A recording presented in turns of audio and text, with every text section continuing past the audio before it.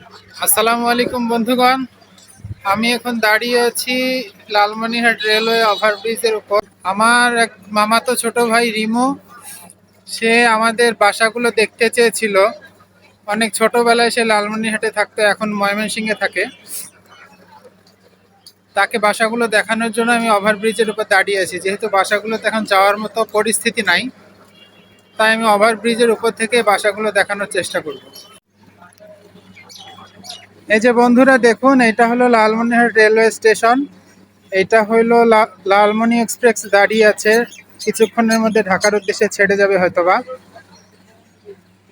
এই যে স্টেশনটা দেখুন, আর এই যে রেলওয়ে ওভারব্রিজ, এটা পুরানো ওভারব্রিজ, আর পরে সংস্কার করে ওই যে ওইটা করা হয়েছে।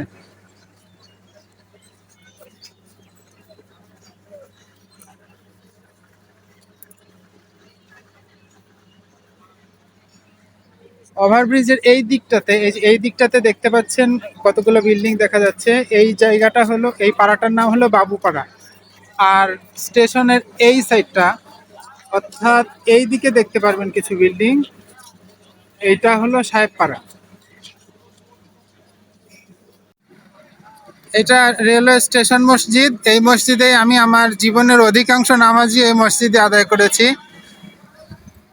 আর এই যে সাহেবপাড়ার বাসাগুলো দেখাচ্ছি রিমুকে, এই যে বাসাটা দেখা যাচ্ছে, এই বাসাটাতে আমরা থাকতাম। আর ঠিক পাশে এই বিল্ডিংটার ঠিক পাশেই হলো রিমুদের বাসা ছিল, গাছের জন্য দেখা যাচ্ছে না। দেখি সামনে থেকে দেখানো যায় কিনা। লালমনি এক্সপ্রেস ঢাকার উদ্দেশ্যে ছেড়ে গেল।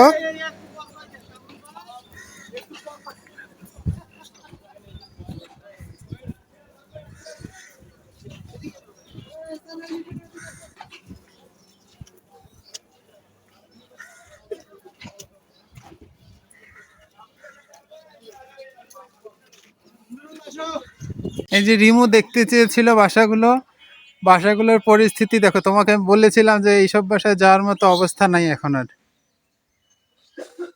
তাও তোমার জন্য ভিডিও করলাম, দেখো।